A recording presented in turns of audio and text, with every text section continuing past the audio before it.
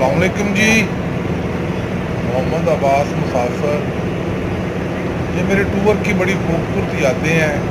تھر Parker مٹی کی سیر کرنے کے بعد اسلام کوٹ کی طرف سفر کرتے ہوئے یہ بڑی خوبصورت سی سڑک ہے جس کے اطراف میں تا حد نگاہ درخت، ویرانہ، گھاس پھوس، ریت، ٹیلے اور جنگلی حیات، خاص کر یہاں پہ مور، اونٹ اور دیگر جو جنگلیات ہے وہ بہت زیادہ دیکھنے کو ملتی ہے۔